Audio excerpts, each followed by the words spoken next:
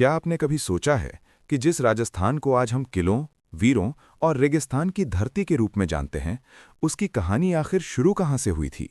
क्या होगा अगर मैं कहूँ कि ये धरती हिमालय से भी पुरानी सभ्यताओं की गवाह रही है, जहाँ हजारों साल पहले बसे थे ऐसे नगर जिनकी सड़कों की योजना आज के शहरों को भी चुनौती देती है। कल्पना कीजिए, एक छात्र रात को इतिहास पढ़ते पढ़ते सो जाता है और जब उसकी आंख खुलती है तो वो खुद को हजारों वर्ष पुराने राजस्थान में खड़ा पाता है। उसके सामने बहती है प्राचीन नदी, मिट्टी की खुशबू से भरे खेत, तांबे को गलाते कारीगर और ऐसी सभ्यता जिसने रेगिस्तान में भी जीवन का चमत्कार रचा। ये केवल इतिहास नहीं, ये एक सपना है, एक यात्रा है उस समय की जब कालीबंगा जैसे नगर बस रहे थे, जब पहली बार हल चलाया गया, जब जल संरक्षण की अद्भुत तकनीकें जन्म ले रही थीं और जब राजस्थान की पहचान की नींव रखी जा रही थी। तो चलिए, आज हम समय की उस सुरंग में प्रवेश करते हैं जहां किताबों के पन्ने नहीं बल्कि खुद इतिहास बोलता है। स्वागत है राजस्थान की प्राचीन सभ्यता की अद्भुत यात्रा में, जहां हर दृश्य एक रहस्य है और हर कहानी एक नया सत्य। राजस्थान की प्राचीन सभ्यता। रात गहरी हो चुकी थी। एक छात्र अपनी किताबों में राजस्थान की प्राचीन सभ्यता पढ़ते पढ़ते थक गया था। उसकी आंखें धीरे धीरे बंद होने लगीं और वो नींद की दुनिया में चला गया। अचानक उसे लगा कि वो समय की सुरंग से गुजर रहा है और हजारों वर्ष पीछे उस युग में पहुंच गया है जब राजस्थान की धरती पर पहली सभ्यताएं जन्म ले रही थीं। सामने फैला हुआ विशाल मैदान, दूर दूर तक बहती नदियां, मिट्टी की खुशबू और लोगों की हलचल देखकर उसे एहसास हुआ कि ये कोई साधारण जगह नहीं बल्कि प्राचीन राजस्थान है। उसे एक बहती धारा दिखी जिसे लोग श्रद्धा से देखते थे, मानो वो प्राचीन सरस्वती नदी हो। नदी के किनारे सुव्यवस्थित बस्तियां थीं जहां कच्ची और पक्की ईंटों से बने घर दिखाई दे रहे थे। घरों के सामने अनाज सुखाया जा रहा था, बच्चे खेल रहे थे और पुरुष बैलों के साथ खेतों में हल चला रहे थे। छात्र ने महसूस किया कि वो कालीबंगा जैसे नगर में खड़ा है जो सिंधु घाटी सभ्यता का महत्वपूर्ण केंद्र था। यहाँ की गलियां सीधी थीं, घर एक निश्चित योजना के अनुसार बने थे और जल निकासी की व्यवस्था देखकर वो आश्चर्यचकित रह गया। उसे समझ आया कि हजारों साल पहले भी लोग विज्ञान और संगठन में कितने आगे थे। सपने में वो आगे बढ़ा तो उसने खेतों में जौ और गेहूं की फसलें लहराते देखीं। किसान मिट्टी को हल से जोत रहे थे, जिससे पता चलता था कि कृषि यहाँ की जीवन रेखा थी। वहाँ के लोग प्रकृति के साथ तालमेल बनाकर जीना जानते थे। उन्होंने मिट्टी के बड़े बड़े बर्तन बनाए थे जिनमें अनाज सुरक्षित रखा जाता था। छात्र ने देखा कि कुछ लोग अग्निकुंड के पास अनुष्ठान कर रहे हैं, जिससे उसे वैदिक परंपराओं की झलक मिली। धीरे धीरे उसने महसूस किया कि राजस्थान की सभ्यता केवल भौतिक विकास तक सीमित नहीं थी, बल्कि धार्मिक और सांस्कृतिक रूप से भी समृद्ध थी। लोगों के वस्त्र सरल थे, लेकिन उनमें सुंदरता और उपयोगिता दोनों दिखाई देती थीं। महिलाएं मनकों और धातु के आभूषण पहनती थीं, जो उस समय की कला और शिल्पकला का प्रमाण थे। अचानक दृश्य बदल गया और छात्र खुद को अरावली पर्वतमाला के पास पाता है। पहाड़ियों के बीच बसी एक नई बस्ती में लोग तांबे के औजार बना रहे थे। ये आहड़ सभ्यता का क्षेत्र था, जहां धातु उपयोग की शुरुआत हो चुकी थी। भट्टियों से उठता धुआं, तांबे को गलाते कारीगर और औजार बनाते शिल्पकार देखकर छात्र समझ गया कि राजस्थान धातु युग का भी महत्वपूर्ण केंद्र रहा है। यहाँ व्यापार के भी स्पष्ट संकेत थे। दूर दराज से लोग आते, वस्तुओं का आदान प्रदान करते और सामाजिक संबंध बनाते। उसने देखा कि लोग मिट्टी के बर्तनों पर सुंदर लाल काले रंग की चित्रकारी करते थे, जो न केवल उपयोगी थे बल्कि कला का उदाहरण भी थे। ये देखकर छात्र को एहसास हुआ कि सभ्यता का विकास केवल तकनीक से नहीं बल्कि कला और सौंदर्य बोध से भी होता है। इसके बाद वो गणेश्वर जोधपुरा संस्कृति के क्षेत्र में पहुंचा। यहाँ तांबे की खानें थीं और लोग खनन कार्य में लगे थे। वो देखता है कि कैसे धातु को निकालकर हथियार, उपकरण और रोजमर्रा की चीजें बनाई जाती थीं। इससे उसे समझ आया कि राजस्थान के लोग संसाधनों का उपयोग करना अच्छी तरह जानते थे। इस क्षेत्र से बने औजार दूर दूर तक भेजे जाते थे, जिससे व्यापारिक नेटवर्क का पता चलता है। छात्र को लगा कि ये प्राचीन राजस्थान आत्मनिर्भर और संगठित समाज था, जहां हर व्यक्ति की अपनी भूमिका थी। सपने में आगे बढ़ते हुए उसने देखा कि समय बदलता जा रहा है। अब वो वैदिक और उत्तर वैदिक काल की झलक देख रहा था। छोटे छोटे जनपद बन रहे थे, समाज व्यवस्थित हो रहा था और पशुपालन के साथ कृषि भी बढ़ रही थी। लोग ऊंट, बैल और घोड़े पालते थे, जो बाद में राजस्थान की पहचान बन गए। गांव में सामूहिक जीवन था, जहां हर व्यक्ति एक दूसरे की मदद करता था। छात्र ने महसूस किया कि राजस्थान की संस्कृति की जड़ें कितनी गहरी थीं। यहाँ सहयोग, साहस और परंपराओं का विशेष महत्व था। सपने के अगले दृश्य में उसने प्राचीन व्यापार मार्ग देखे जो राजस्थान को गुजरात, पंजाब और मध्य भारत से जोड़ते थे। कारवां ऊंटों पर सामान लेकर रेगिस्तानी रास्तों से गुजरते थे। नमक, धातु, अनाज और आभूषणों का व्यापार होता था। ये देखकर छात्र समझ गया कि राजस्थान केवल एक भौगोलिक क्षेत्र नहीं बल्कि आर्थिक गतिविधियों का केंद्र भी था। पानी की कमी के बावजूद यहाँ के लोगों ने तालाब, बावड़ियां और झीलें बनाकर जल संरक्षण की अद्भुत व्यवस्था की थी। ये ज्ञान और विज्ञान का ऐसा उदाहरण था जो आज भी प्रेरणा देता है। अब छात्र ने देखा कि लोग धार्मिक मान्यताओं में भी गहराई रखते थे। वे सूर्य, अग्नि और प्रकृति की पूजा करते थे। धीरे धीरे मंदिरों का निर्माण होने लगा और लोक देवताओं की परंपरा जन्म लेने लगी।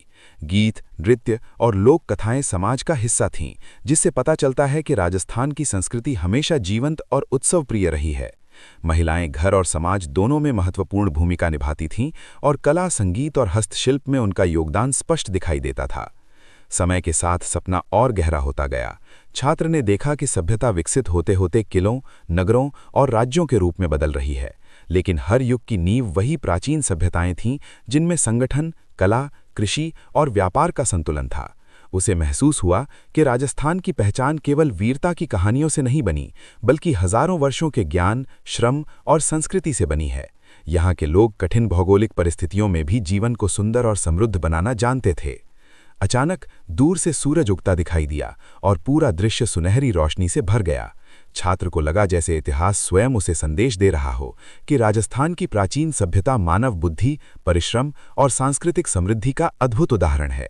तभी उसकी नींद खुल गई। किताबें अभी भी सामने खुली थीं, लेकिन अब उसके मन में इतिहास केवल पढ़ाई का विषय नहीं रहा था, वो एक जीवंत अनुभव बन चुका था। उसने समझ लिया कि राजस्थान की प्राचीन सभ्यता में कालीबंगा की नगर योजना, आहड़ की धातु कला, गणेश्वर की खनन संस्कृति, कृषि, व्यापार, जल प्रबंधन और सांस्कृतिक परंपराओं का ऐसा संगम था जिसने आने वाले युगों की नींव रखी थी। छात्र का सपना अभी खत्म नहीं हुआ था। जैसे ही उसने फिर आंखें बंद की, वो एक बार फिर उसी प्राचीन दुनिया में पहुंच गया। इस बार उसने खुद को एक ऊंचे टीले पर खड़ा पाया, जहां से दूर दूर तक फैले नगर दिखाई दे रहे थे। मिट्टी की दीवारों से घिरे घर, धूप में चमकते अनाज के भंडार और लोगों की व्यवस्थित दिनचर्या देखकर उसे लगा कि ये सभ्यता केवल जीवन जीने का तरीका नहीं थी, बल्कि एक सुविचारित सामाजिक व्यवस्था थी। वो धीरे धीरे नीचे उतरा और देखा कि हर गली सीधी रेखा में बनी हुई है, मानो किसी विद्वान वास्तुकार ने पहले योजना बनाई हो। घरों के भीतर आंगन, पानी निकालने के लिए नालियां और कचरे को अलग रखने की व्यवस्था देखकर छात्र हैरान रह गया कि हजारों वर्ष पहले भी लोग स्वच्छता और नगर नियोजन को इतनी गंभीरता से समझते थे। उसे एहसास हुआ कि ये विकास अचानक नहीं हुआ, बल्कि पीढ़ियों के अनुभव और ज्ञान का परिणाम था। चलते चलते वो एक बड़े खुले स्थान पर पहुंचा जहां लोग इकट्ठा होकर व्यापार कर रहे थे। किसान अपने खेतों से लाया अनाज बदल रहे थे, कारीगर मिट्टी के बर्तन, तांबे के औजार और मनकों के आभूषण बेच रहे थे। कुछ लोग दूरस्थ क्षेत्रों से आए थे, जिनके वस्त्र और भाषा अलग थे, लेकिन सभी के बीच आपसी विश्वास और सहयोग दिखाई देता था। छात्र समझ गया कि राजस्थान की प्राचीन सभ्यता का संबंध केवल स्थानीय जीवन से नहीं था, बल्कि ये दूर दराज क्षेत्रों से जुड़े व्यापारिक नेटवर्क का हिस्सा भी थी। ऊंटों और बैलों के कारवां रेगिस्तान के रास्तों से गुजरते, जिससे ये क्षेत्र सांस्कृतिक आदान प्रदान का केंद्र बन जाता। यही कारण था कि यहाँ की सभ्यता में विविधता और नवीनता दोनों मौजूद थीं। सपने का दृश्य फिर बदला और अब वो एक कार्यशाला जैसी जगह पर था। यहाँ कुम्हार चाक पर मिट्टी घुमा रहा था और कुछ ही पलों में साधारण मिट्टी एक सुंदर पात्र में बदल जाती थी। पास ही महिलाएं उन बर्तनों पर लाल और काले रंग से ज्यामितीय आकृतियां बना रही थीं। छात्री ने महसूस किया कि कला यहाँ केवल सजावट नहीं, बल्कि पहचान और अभिव्यक्ति का माध्यम थी। हर आकृति किसी कहानी, किसी मान्यता या प्रकृति से जुड़ी हुई लगती थी। यही कला आगे चलकर राजस्थान की लोक संस्कृति की नींव बनी। उसने ये भी देखा कि बच्चे अपने बड़ों से ये हुनर सीख रहे थे, जिसे पता चलता है कि ज्ञान पीढ़ी दर पीढ़ी हस्तांतरित किया जाता था। कुछ दूर आगे बढ़ने पर उसने लोहारों की भट्टियां देखीं। आग की लपटों के बीच तांबे को गलाया जा रहा था और उससे हथियार, हल, चाकू तथा अन्य उपकरण बनाए जा रहे थे। ये धातु युग की शुरुआत थी, जिसने मानव जीवन को नई दिशा दी। छात्र को याद आया कि आहड़ और गणेश्वर जैसी सभ्यताएं धातु उपयोग के लिए प्रसिद्ध थीं। उसने देखा कि किस तरह धातु के औजारों ने कृषि को आसान बनाया, जिससे उत्पादन बढ़ा और समाज अधिक समृद्ध हुआ। लोग अब केवल जीविका तक सीमित नहीं थे, वे कला, धर्म और सामाजिक विकास की ओर भी ध्यान दे रहे थे। धीरे धीरे वो एक ऐसे गांव में पहुंचा जहां पानी का बड़ा तालाब बना हुआ था। उसके चारों ओर पत्थरों की मजबूत दीवारें थीं और लोग सावधानी से पानी भर रहे थे। छात्र को समझ आया कि राजस्थान की कठिन जलवायु ने लोगों को जल संरक्षण का अद्भुत ज्ञान दिया था। तालाब, कुएं और छोटी झीलें केवल पानी के स्रोत नहीं थे, बल्कि पूरे समुदाय के जीवन का केंद्र थे। लोग मिलकर इनका निर्माण और रखरखाव करते थे। ये सामूहिक प्रयास बताता था कि समाज में सहयोग और जिम्मेदारी का भाव कितना गहरा था। अचानक एक उत्सव का दृश्य सामने आया। लोग गीत गा रहे थे, ढोल जैसे वाद्य यंत्र बज रहे थे और युवा नृत्य कर रहे थे। छात्र ने महसूस किया कि जीवन कठिन होने के बावजूद लोग आनंद और उत्सव को महत्व देते थे। प्रकृति, फसल और मौसम के बदलाव को उत्सव के रूप में मनाया जाता था। धर्म और संस्कृति यहाँ जीवन का अभिन्न हिस्सा थे। लोग सूर्य, अग्नि, जल और धरती को पूजते थे, क्योंकि वही उनके जीवन का आधार थे। यही प्रकृति सम्मान आगे चलकर राजस्थान की लोक आस्थाओं और देवताओं में दिखाई देता है। सपने में समय फिर आगे बढ़ा। अब छात्र ने छोटे छोटे किलों और बस्तियों को उभरते देखा। लोग अपने क्षेत्रों की रक्षा के लिए संगठित हो रहे थे। उसने महसूस किया कि कठिन भौगोलिक परिस्थितियों ने यहाँ के लोगों में साहस और अनुशासन पैदा किया। ये वही धरती थी जहाँ आगे चलकर वीरता और स्वाभिमान की परंपरा जन्म लेने वाली थी। परंतु इन सब की जड़ें प्राचीन सभ्यता की मेहनत और ज्ञान में थीं। छात्र ने देखा कि महिलाएं केवल घर तक सीमित नहीं थीं, वे कृषि, शिल्प और सामाजिक कार्यों में भी सक्रिय थीं। बच्चे बुजुर्गों से कहानियां सुन रहे थे, जिनमें प्रकृति, देवताओं और पूर्वजों की गाथाएं थीं। ये मौखिक परंपरा इतिहास को जीवित रखने का माध्यम थी। छात्र को लगा कि यही कहानियां बाद में लोकगीतों और लोक कथाओं में बदल गईं, जो आज भी राजस्थान की पहचान है। धीरे धीरे सूरज ढलने लगा और पूरा आकाश लाल रंग में रंग गया। छात्र ने आखिरी बार पीछे मुड़कर उस सभ्यता को देखा, एक ऐसा समाज जो कठिन परिस्थितियों में भी ज्ञान, कला, व्यापार और संस्कृति के सहारे फल फूल रहा था। उसे समझ आया कि राजस्थान की प्राचीन सभ्यता केवल इतिहास की किताबों का अध्याय नहीं, बल्कि मानव बुद्धिमत्ता और अनुकूलन की जीवंत मिसाल है। तभी अचानक तेज हवा चली और सपना टूटने लगा, लेकिन इस बार छात्र के चेहरे पर मुस्कान थी। उसने महसूस किया कि वो सिर्फ एक दर्शक नहीं था, वो उस विरासत का हिस्सा है जो हजारों वर्षों से चली आ रही है। उसके मन में अब इतिहास के प्रति सम्मान और जिज्ञासा दोनों बढ़ चुके थे। छात्र का सपना अब और भी गहरा हो चुका था। उसे लग रहा था जैसे वो केवल इतिहास देख नहीं रहा, बल्कि उसी का हिस्सा बन गया है। इस बार जब उसने अपने चारों ओर देखा तो वातावरण पहले से अलग था। बस्तियां अब और बड़ी हो चुकी थीं, लोगों के जीवन में और अधिक व्यवस्था दिखाई दे रही थी। खेतों में फसलें लहलहा रही थीं, जल स्रोतों के आसपास बसे गांव अब छोटे नगरों का रूप लेने लगे थे। छात्र समझ गया कि समय आगे बढ़ रहा है और सभ्यता धीरे धीरे नए चरण में प्रवेश कर रही है। वो एक ऊंचे स्थान पर चढ़कर नीचे देखने लगा। उसे साफ दिखाई दिया कि लोग अब अपनी सुरक्षा के लिए मिट्टी और पत्थरों की मजबूत दीवारें बना रहे थे। शायद प्राकृतिक आपदाओं और बाहरी खतरों से बचाव के लिए ये आवश्यक था। नगरों के चारों ओर सुरक्षा व्यवस्था देखकर छात्र को एहसास हुआ कि समाज अब केवल जीविका तक सीमित नहीं रहा, अब संगठन और प्रशासन की शुरुआत हो चुकी थी। कुछ लोग निर्णय लेते नजर आए, बाकी लोग उनका पालन कर रहे थे। यही छोटे छोटे समूह आगे चलकर जनपदों और राज्यों की नींव बनने वाले थे। थोड़ी दूर चलने पर उसने देखा कि लोग ऊंटों के लंबे कारवां के साथ यात्रा कर रहे हैं। उनके पास नमक, धातु, कपड़ा और मसाले जैसी वस्तुएं थीं। रेगिस्तानी रास्तों से गुजरते ये व्यापारी दूर दराज के क्षेत्रों तक पहुंचते थे। छात्र को महसूस हुआ कि राजस्थान की भौगोलिक स्थिति ने इसे व्यापार का महत्वपूर्ण केंद्र बना दिया था। यहाँ से गुजरने वाले रास्ते केवल वस्तुओं का नहीं, बल्कि विचारों और संस्कृतियों का आदान प्रदान भी कर रहे थे। लोगों की भाषा, पहनावा और रीति रिवाजों में विविधता देखकर उसे समझ आया कि प्राचीन राजस्थान एक खुला और गतिशील समाज था। अचानक उसका ध्यान एक बड़े निर्माण कार्य की ओर गया। कुछ लोग पत्थर काट रहे थे, कुछ उन्हें जोड़ रहे थे। ये कोई साधारण निर्माण नहीं था, शायद मंदिर या सामुदायिक स्थल बन रहा था। छात्र को एहसास हुआ कि धर्म और आध्यात्मिकता अब समाज में अधिक संगठित रूप ले रहे हैं। लोग प्रकृति की शक्तियों के साथ साथ देवताओं की मूर्तियों और प्रतीकों को भी महत्व देने लगे थे। पूजा और अनुष्ठान सामूहिक जीवन का हिस्सा बन गए थे, जिससे समाज में एकता और विश्वास मजबूत होता था। सपने में उसने देखा कि शिक्षा का भी प्रारंभिक रूप मौजूद था। बुजुर्ग बच्चों को खेती, शिल्प, परंपराएं और नैतिक बातें सिखा रहे थे। ज्ञान किताबों में नहीं, बल्कि अनुभव और कहानियों के माध्यम से आगे बढ़ता था।